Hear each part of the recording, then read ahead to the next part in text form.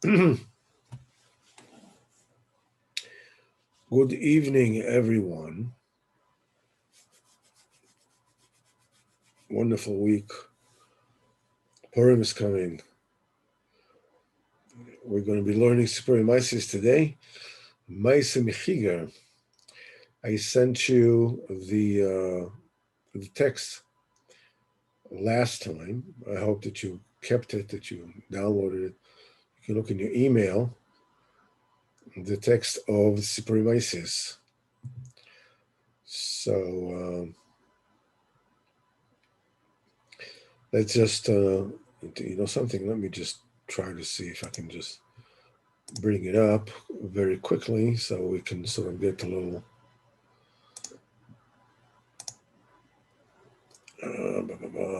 just a second.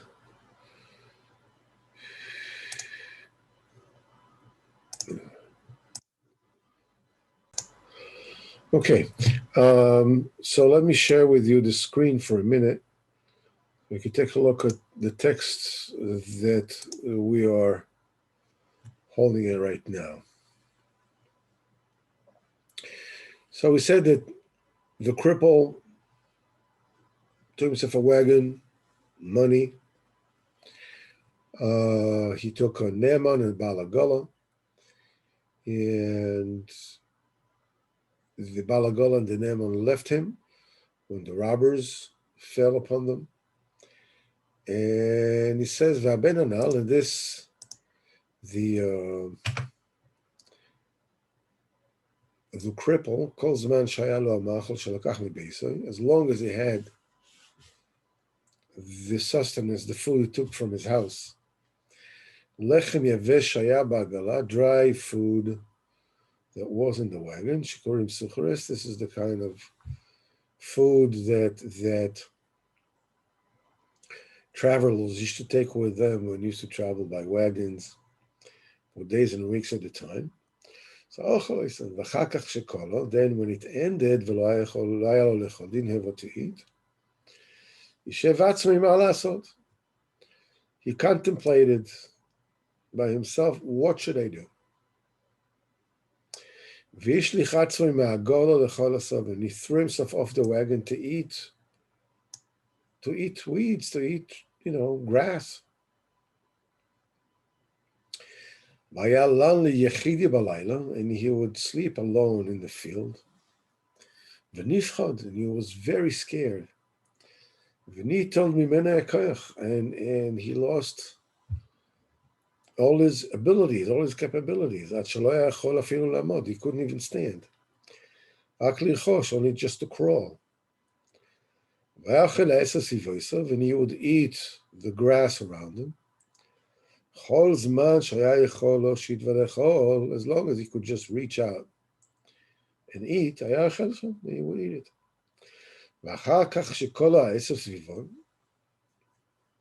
When he finished all the grass around him, he couldn't reach it. Then what he would do is he would crawl further and eat there. And he would eat that grass for a while.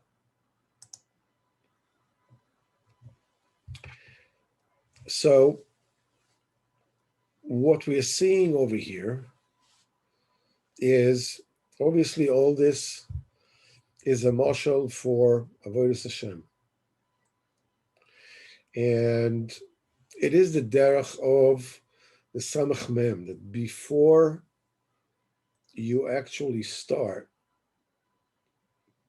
with Avodas Hashem, before you get in, before they're giving you anything. So first of all, this Samach Mem, the SR, is standing on your way, just not letting you get in. Very simple. Just you're not going in.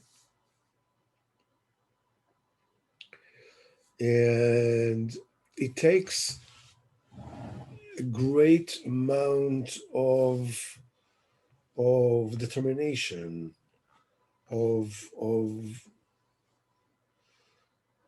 stick-to-itiveness, of resoluteness, as we said before. We said that everything left him. His mind left him. His intellectual capacity left him. The taste in his tefillah left him. So we see here that as long as he had the bread that he took from home, dry bread, he stayed on the wagon. When he couldn't stay on the wagon any longer, because he finished the bread, what he does, he reflects. And the reflection is throw yourself down.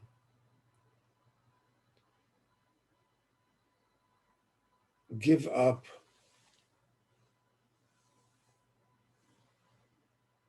your stature, give up your way of seeing things. We said that when a person gets is stuck, finds him stuck in Avodas Hashem, or in Parnasa, or in anything else, it is on anything in life, Bechlal, it's because his point of view is stuck. He's stuck in his point of view, and he's stuck in and that is the thing that makes a person stuck in his life. As we said on Motzei Shabbos, that it is your thought, it is your perception of life that actually creates the keli, the vessel with which life is happening to you. So whenever it is that you are stuck in reality, in anything, relationship, parnasa, obviously Yiddishkeit, tefillah, Torah, it's because the way you look at life is stuck. In other words, it doesn't work. So the cripple, who is the quintessential warrior, that is about to get to most amazing breakthroughs, first of all, has to break through the atmosphere like a rocket that wants to get into space. So you have to break through the atmosphere. The atmosphere in this particular case being the way that you looked at things, your self-image. As long as you are insistent at holding on to the way you are, to the point of view that you're viewing life at,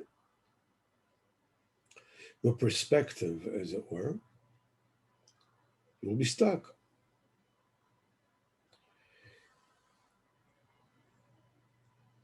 You will get to feel that, man, I don't even know what you're talking about.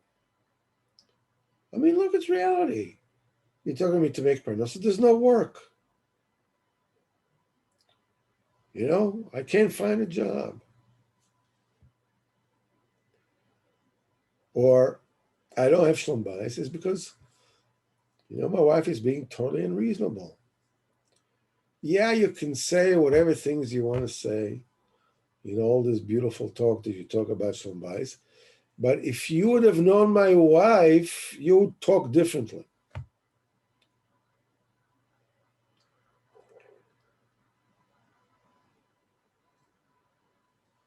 The thing that we see over here, a recurring theme,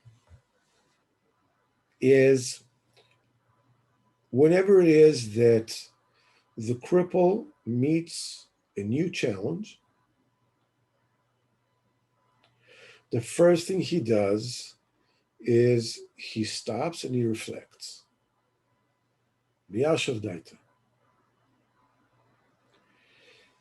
The impetus, the instinct is to find somebody else to blame.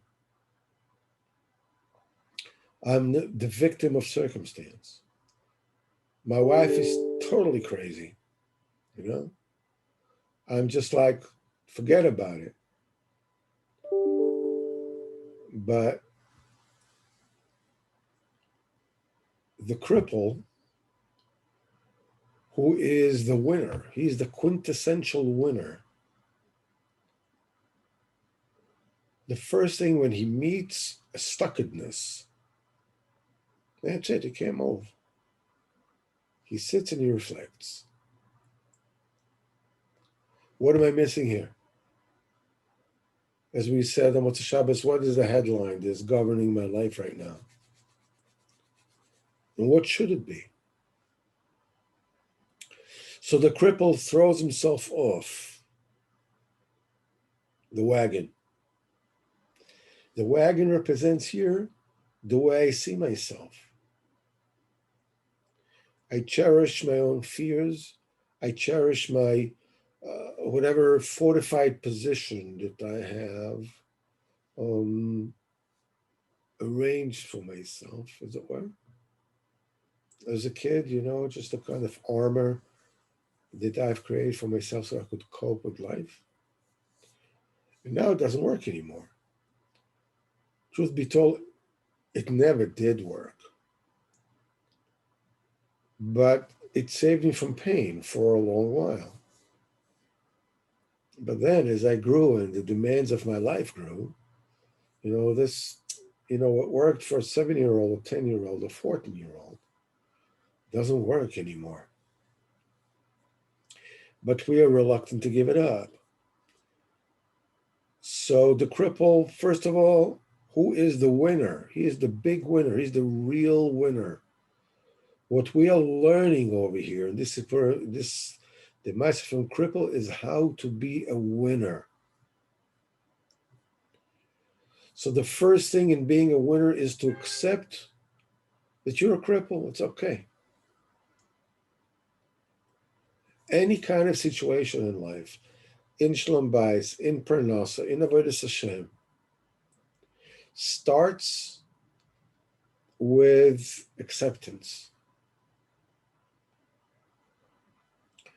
I agree that to be in this state that I can hardly learn Torah. For whatever reason, I can't concentrate, I don't have the head, or whatever the case may be. I'm too busy after work, whatever. I accept it. But now, where do I take it from there? What's the next step?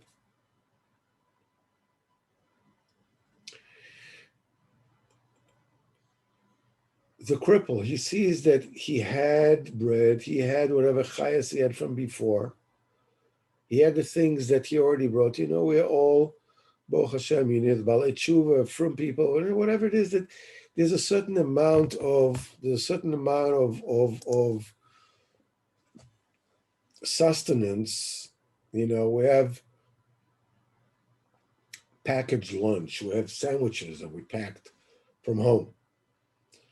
We know how to daven, we know how to put on film, we know how to this, we know how to that, whatever. We have various things that work for us. This is represented by that bread that the cripple, who was the real winner, was eating on the wagon. Because one thing is for sure, as long as my fake solutions work, I'll keep on using them. Anybody who's familiar with any kind of abuse, not chas v'chalila physical abuse, somebody abused you, chas v'chalila, But like 12 steps, things like that, Alcoholics Anonymous or whatever it is, knows that the reason that people use drugs and old perceptions are just as much as drugs, the same as drugs. And the people use drugs because drugs work for a while. They solve a problem for a while until they cause their own problem.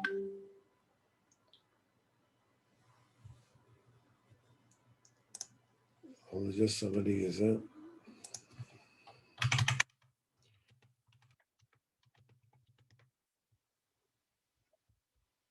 As long as the drug work, or the alcohol work, or the overeating works, or whatever binging works, you don't change it.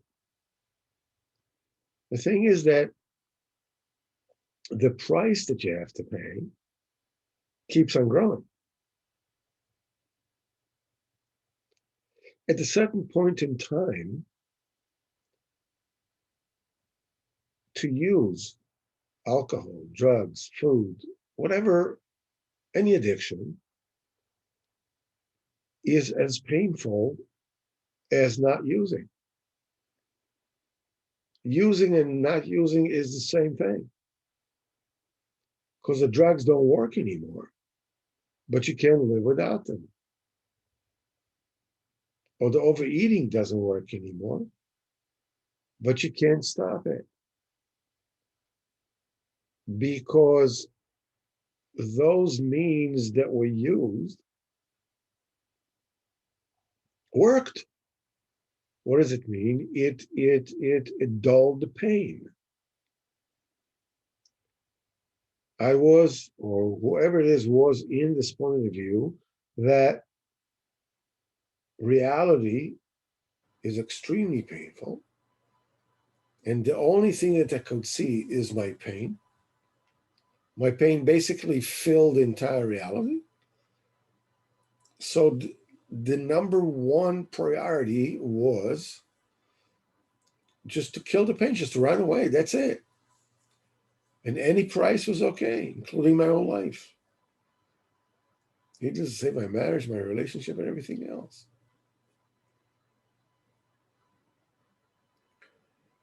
People stop using these things when the pain, or considering stop abusing, I don't know, pain assuaging mechanisms, when the pain of using is way more than the pain of not using. So that's the point when they said, okay, he says, listen, I got to the point of bottomless, the impossible, and okay, so let's see what it is that we can do to stop using. The main point of a winner is that everybody meets that point. You brought with you a certain kind of packaged lunch from home, which is chis that you used to have in davening and learning, in relationship, whatever it is. And you basically try to juggle and sort of keep all your options open, as it were. But if you are a driven individual, and the thing is with a Moloch, this is what the story of Purim is about, the thing with a Moloch is that a Moloch tries to lull you into, it's okay, what's a big deal? Don't get all verhitzt, as we said on Motzei Shabbos, because only Mordechai Yehudi and Haman knew that the 70 years of the exile of Babylon was about to be over. Everybody was trying to calculate when the end is going to come.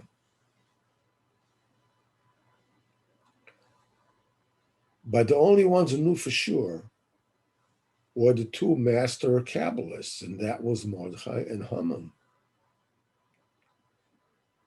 And their goal was exactly the opposite. Haman tried to lull everybody into a false sense of security. Here's the Suda of Achashverosh, sit down, eat good food, drink good wine, relax, marry some of the shiksas in Paros and Madai.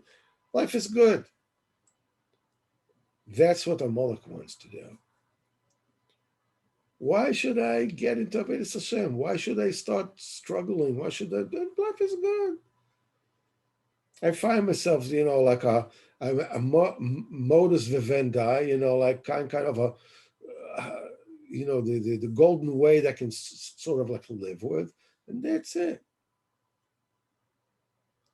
But if you're a fighter, like Mordechai, you agitate problems because problems beget miracles.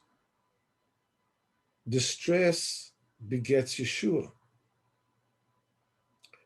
I'm sure I was very fine with, no problem. Sudach Vashveros.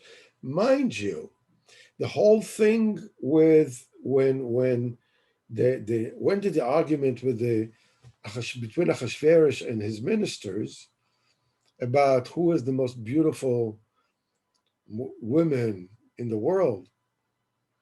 And until Achashverosh says, my wife is the most beautiful of them all, and they asked that she should come naked and the whole thing. When did it happen? It happened on Shabbos. The whole thing was, during the days of the week, they did not have this kind of really low, disgusting talk because the Jews were there. On Shabbos, the Jews were not there anymore. So now came the real face. Let's talk about women. Let's talk about chicks. Come on. Who are the most beautiful chicks? Who are the most beautiful women? Which comes to show you that the Jews lived in the envelope of comfort.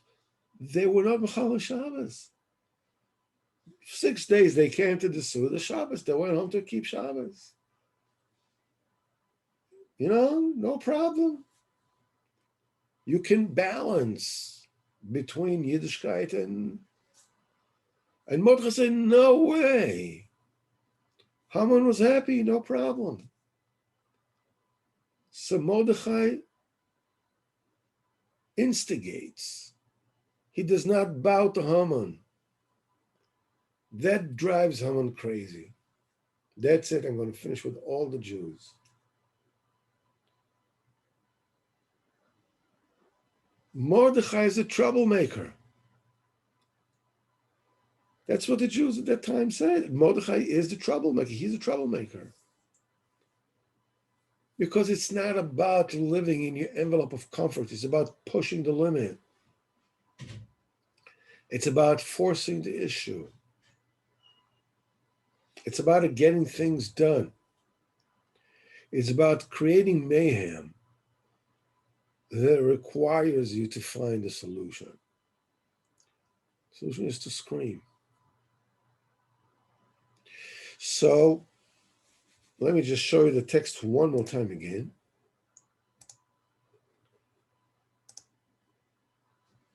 And we said, and that son, as long as he took the food that he had from home, dry bread, whatever he ate it, when it's finished, he didn't have what to eat. He figured, what am I doing? What should I do? And he threw himself off the wagon. Okay, let's change the paradigm. Let's change how I look at things. The same old doesn't work anymore. And he slept alone at night and he was scared. And all strength was taken away from him. He could only crawl.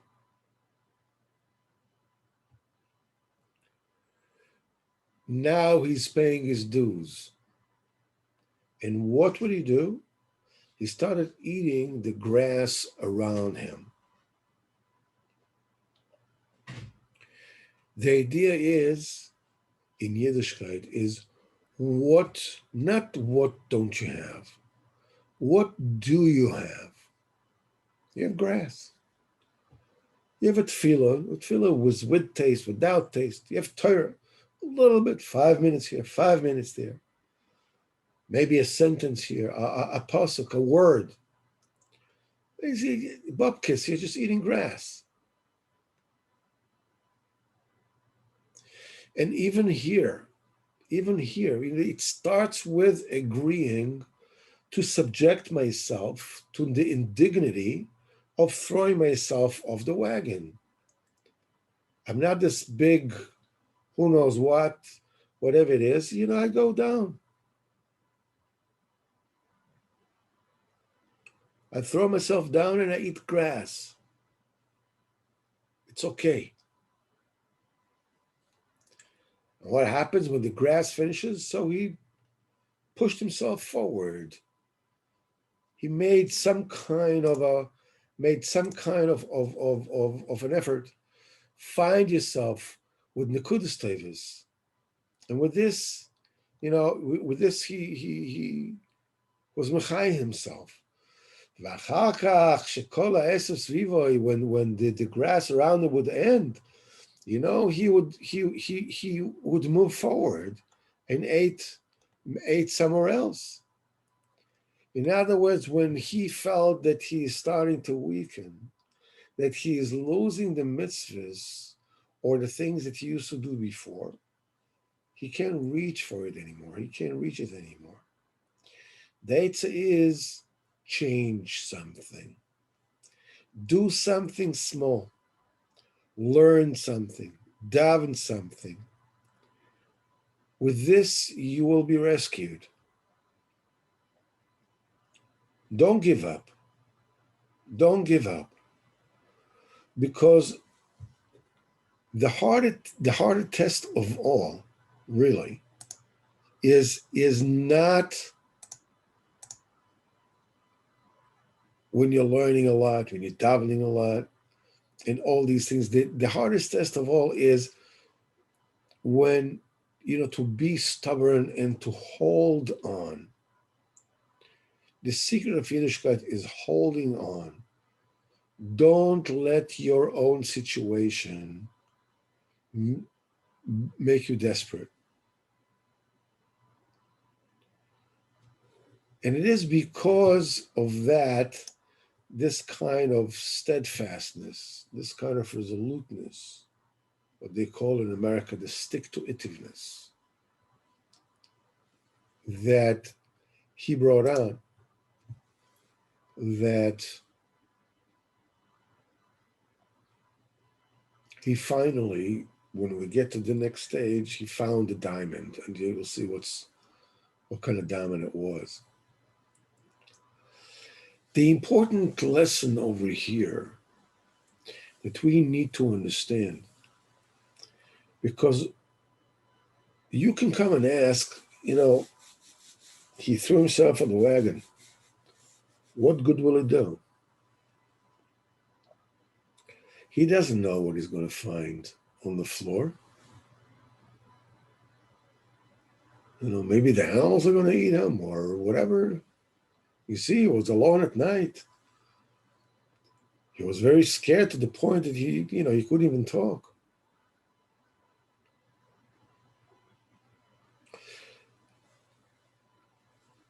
But when you are looking in, when you are concentrating on that which you can do,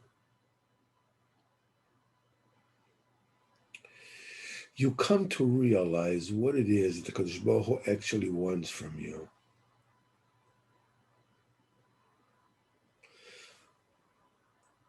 I'm telling you right now, Kadosh Baruch Hu will never leave you. It also says in Likutei Halachos, very sharply, he says, if a person is in life danger from Goyim, and he feels himself in great danger, it also says he shouldn't be scared. What do you mean you shouldn't be scared? What are you talking about? I'm a human being. But Nathan says, listen, HaKadosh Baruch Hu will save you, and your strength of mind will hold you on. They will not touch you. If it's Bashert Chas Chalila for them, to kill you, so you die Kiddush Hashem. That's in Gan Eden. You have to worry about that.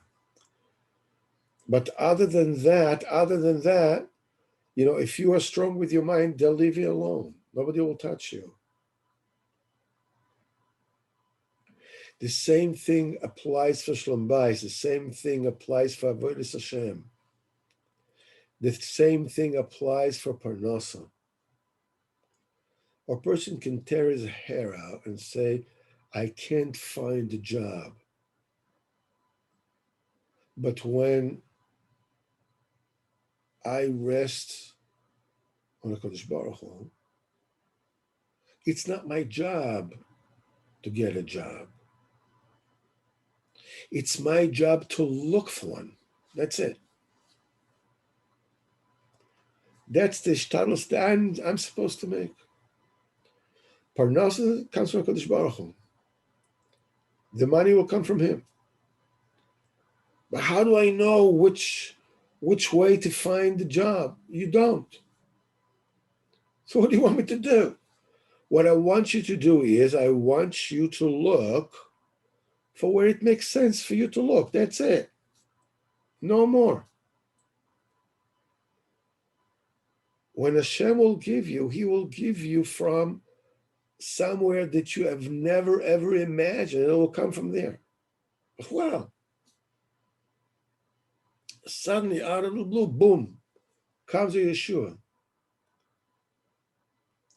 Do you need to make a status? Yes. But it's not the status that will get you the work. So the desperation of I can't find work is missing the point. The point is you're just supposed to look for work. That's it. And in your mind, be absolutely strong that Bezat Hashem, Hashem will not leave you. Hashem will not leave you. And the stronger you are with this, the quicker Yeshua will come. Look, it's not easy to change your perspective.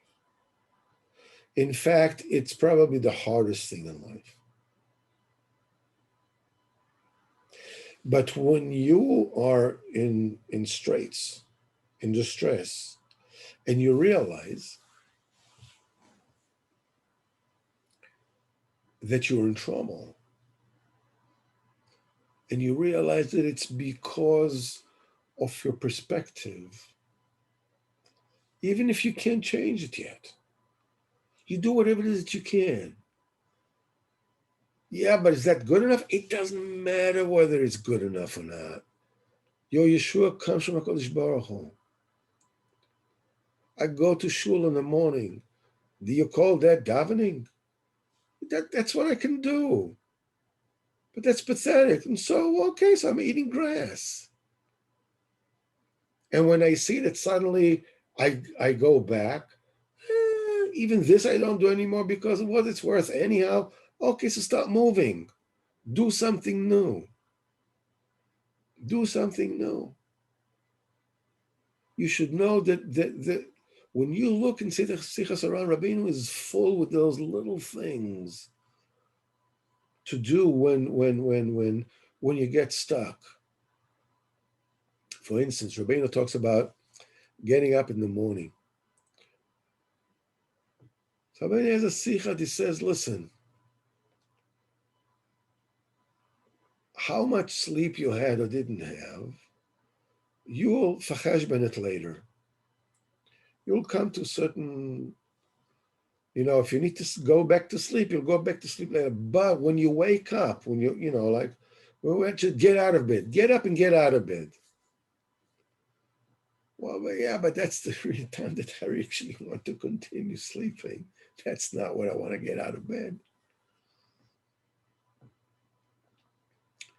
Do something different. When you find yourself that I don't feel like doing anything, go ahead and do something different. It could be anything. It could be you're having coffee. You like your coffee with a spoon of sugar. Say, you know something, now on, I'm drinking the coffee with half a spoon of sugar. I'm giving you half a spoon of sugar. That's my new avodas Hashem. What's the big deal? Why not drink without any sugar at all? To get used to coffee without sugar is easier than to get used to coffee with half a spoon of sugar when you're used to drinking a full spoon of sugar. It's a little bit sweet, but not sweet enough. It's a big avodas Hashem. It's a big avodas Hashem.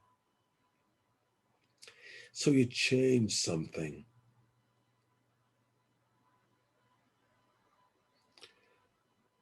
Purim is all about trust that I'm going to cry to HaKadosh Baruch Hu, and HaKadosh Baruch Hu is going to help me.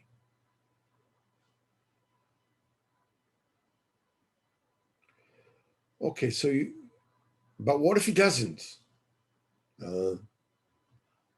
What if he doesn't? What's going to be if he doesn't? What do you mean? He did. I have to pay my rent. What do you mean?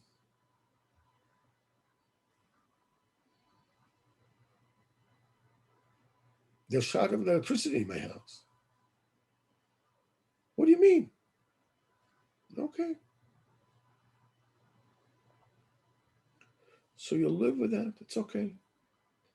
Even if the worst of worst will happen, it's okay. It's not the end of the world. That feeling of the end of the world comes because A, I don't trust HaKadosh Baruch Hu, and B, because I have something to derive out of the drama. Do you know what's happened? Do you know what it means? They're going to they shut off my electricity. No.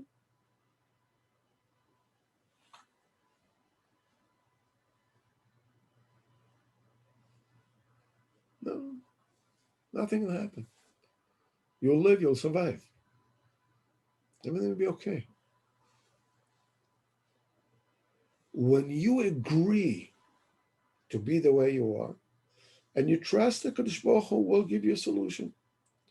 In the meantime, it's b'mashlo ra'im, it's not, people look at me when I'm borrowing money from people and this and that. What I'm going to do? I can't do this, It's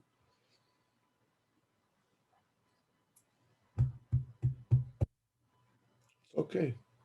You won't die from it. Once you realize, the worst that can happen is okay, it's not the end of the world. All right, now you can relax. When you can relax, find out and be messiashos of what is the thing you need to do. Sometimes you need to scream. Sometimes you need to wait. It's all in the avodas Hashem, in the warfare that you are going against Amalek. You versus Amalek. You are not alone in the battle. You're not alone in the battle. Because Baruch Hu is right there with you. Because Baruch Hu is right there with you. The tzaddik is right there with you. Friday was Yosef Moshe Rabbeinu. It's like there's the third day since it still reverberates. It still reverberates, and very soon, like tomorrow's already going to be the reverberation of Mordechai Tzaddik. Mordechai Tzaddik is also represents the Shah Chamishim the Kedusha. The tzaddik is always with you. His koach is always with you. If I'm willing to throw myself off the wagon, which means to accept things as they are and look for practical solutions. Right now, what do? I can only deal with a little bit of avodas Hashem, of davening, which mostly is bichlal no bechavona, and learning, which is like a blur, and it can hardly actually catch. If I do daf yomi or I do this or do that, it's like a few minutes here, a few minutes there. I'm just like, grasping at straws. It's okay. It's okay. I don't feel where I have headaches, and a person. It's okay. So ask Kodesh Baruch Hu, take it away. In the meantime, I serve Kodesh Baruch Hu with it. This kind of equilibrium. On one hand, to cry to Kodesh Baruch Hu, on one hand, to accept it. Being that in Purim, everything depended on the fact that the time was of the essence. It wasn't one of those, that is the time, this is the time of the Geula. So this is when Amalek and Mordechai Tzaddik met, head to head at a loggerhead, a logjam. So Mordechai Tzaddik instigates an incident. Mordechai loich rav lo yishtachaveh. Oh, Haman goes totally high, totally bonkers. That's it. I'm going to finish with all the Jews. Okay, now. So what do? You scream. From that comes a miracle. You find yourself in a state of distress, as we learned in Torah Chaf Aleph.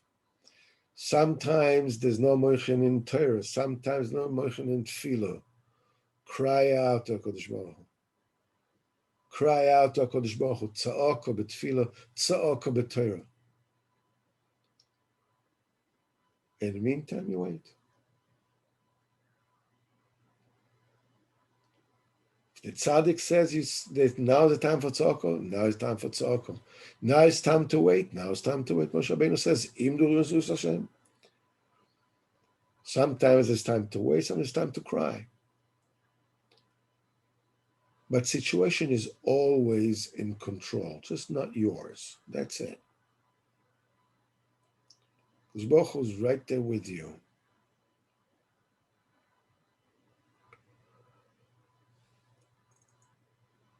This lesson of throwing yourself from the wagon, eating the dry bread, throwing yourself from a wagon, accepting the meager sustenance in Ruchnius, in Gashmius, but in Ruchnius that you have, while searching for more and for Yeshua, is the sign of the ultimate winner.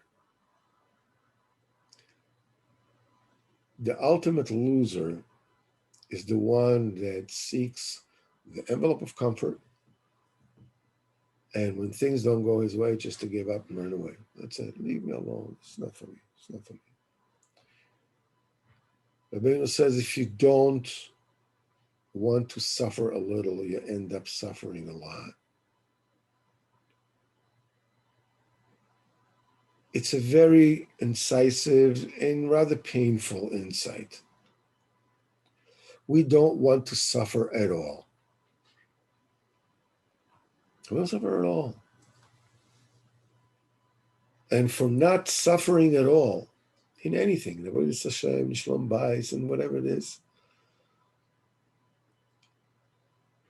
what we do is we appease the dragon. We appease the crocodile. Appeasement is you keep on throwing other things and other people to the crocodile until there's nobody else to throw to the crocodile, then it comes after you. You end up paying a lot more. It is very difficult to envision and to make clear this kind of delicate balance of acceptance and resoluteness. You can only be resolute and decisive and focused on your goal if you accept the way you are completely. You say, excuse me, come again? If I accept the way I am, then I won't move ahead. No. If you accept where you are, physically, emotionally, spiritually, it will free you from the drama. It will free you from the slavery to the complacency, to, living within your envelope of comfort. It's not comfortable now. Okay, it's fine, but the Kodesh Baruch Hu is giving this to me. So what does he want from me next? I should get a job. As I said before, you're not supposed to find a job. You're only supposed to look for one. Hashem already gets you. When it comes time, Hashem will give you, will get you exactly what you need to get.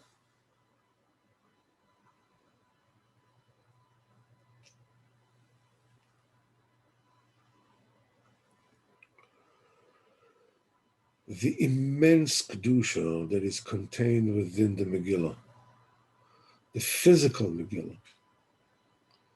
Anybody who has a Megillah Kshera, or anybody can look into Megillah with somebody else, the light, the face of Mordechai and Esther in the Megillah.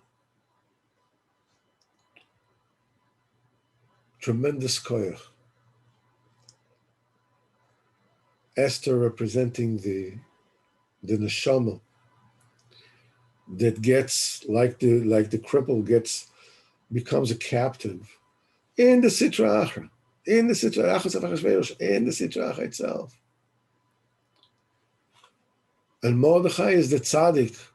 Mordechai misalech uvechol yom vayom Mordechai misalech lifnei beis hanoshe. Mordechai is going back and forth before the house of the women. Ladas shlom Esther u'maya seba, to find out what's happening with this. The tzaddik is all the time outside, watching out for you, to know what is going on.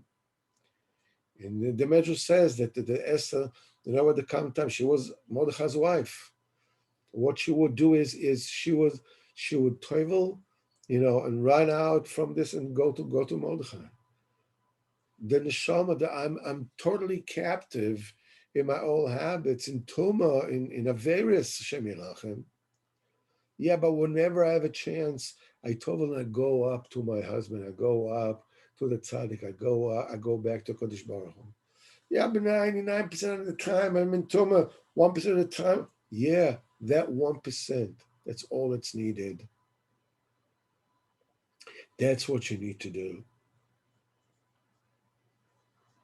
Purim represents the apex, the epitome, the summit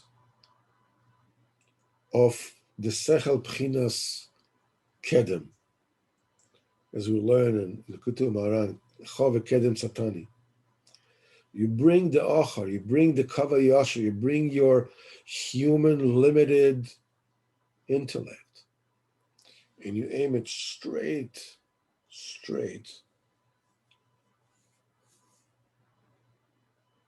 at the Sechel Pchinas Kedem, at the Makifin, at the Atika Kadisha. And all year long, you have to build a das, as we said. We have to build a das that will enable you to receive epis, the next level of makif, the next step of Sechel Pchinas Kedem. On Purim, we get from Shara Chamishim such a gewaldige ha'ara from Shara Chamishim that it's no longer humanly possible to receive it with das. It's no longer possible. That's why the mitzvah is Adalu Yoda. There's no more das anymore. You have to become an Ubermensch. I think Nietzsche puts that. You're beyond your limitation as a human being, but it's b'kedusha. People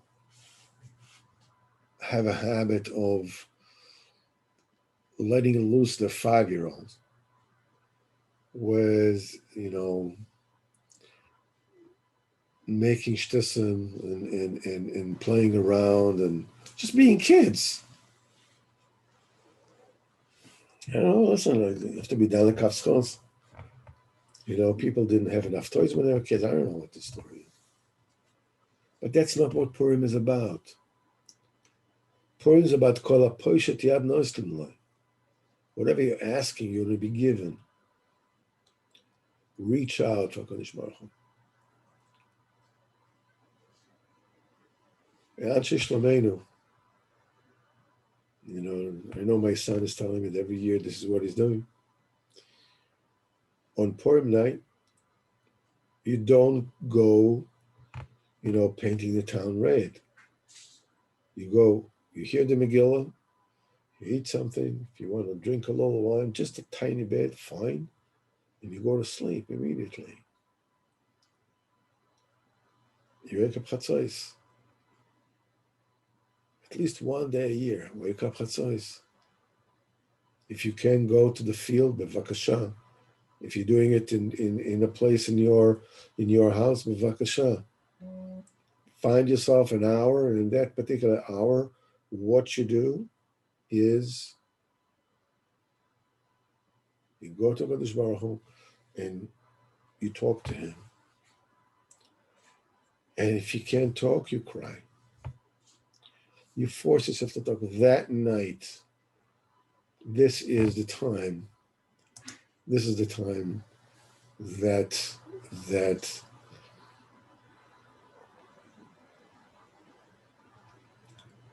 time when you're going to get it. This is the time when you're getting all the treasures. Everything is given out on Purim night. So don't waste it. Don't waste it. Don't waste it on fooling around and being a 5-year-old.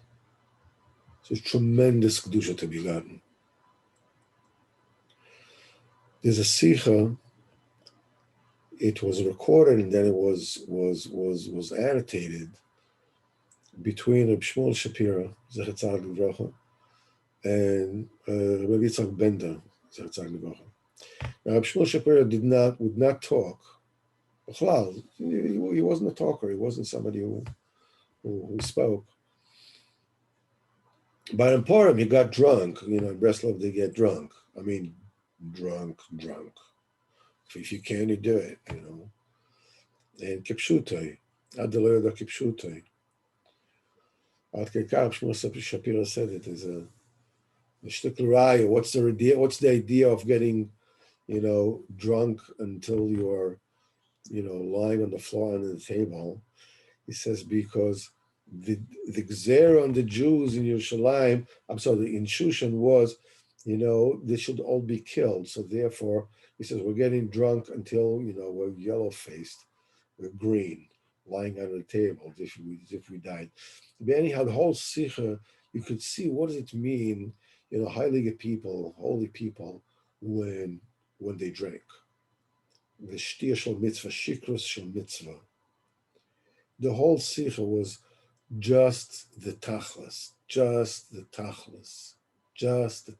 There's olam habo.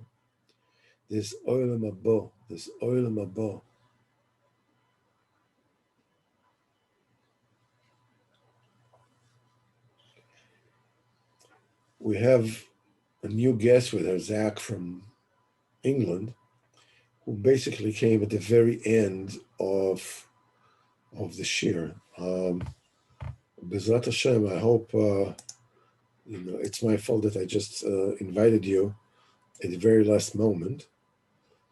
I can't see her, just, Anyhow, what I'm going to, hi, Zach. Zach is a friend from Uman. Everybody, you can see him. 2 years ago, we were in the ranch together. Hillel. I don't know, you weren't there, but he was, Zach was in the ranch. And B'ezrat Hashem, what we're going to do is Obviously, on Thursday night, we're not going to have a share because being that it's purim and everybody goes to sleep. But in Mirz Hashem, we will meet again on Motzei Shabbos, 9 o'clock. Zach, if you're going to send me, if you can send me, WhatsApp me your email address, I will send you the links. We have 3 shurim a week. We have Motzei Shabbos, Sichas Aran, Monday, Sipurei Maisis, and Thursday, Likutei Moharan. You can pick and choose whatever you want. You can leave in the middle. Nobody will say anything. It's okay. If I could, I would leave in the middle also. Yeah. All right. Listen, guys, thank you so very much. Have a Purim Sameach. And thank you so very much for being here. It's a Gewalt. So be matzliach with everything that you do. Atzloch Rabo. Again, Purim Sameach, Purim Sameach, Purim Sameach. Atzileni, Atzileni, Atzileni, Atzileni, Klipa Samon Amalek. Atzileni, Atzileni, Atzileni, Atzileni, Klipa Samon Amalek, Dai, Dai, Dai, Vezakeni, Vehekdushas Mordechai Vester, Vezakeni, Lihikdushas Mordechai Vester. Great. I'll see you all in Mirz Hashem, Motzei Shabbos, and Kol Tov Shkoyach for coming. I really, really appreciate that. I wasn't only talking to myself today.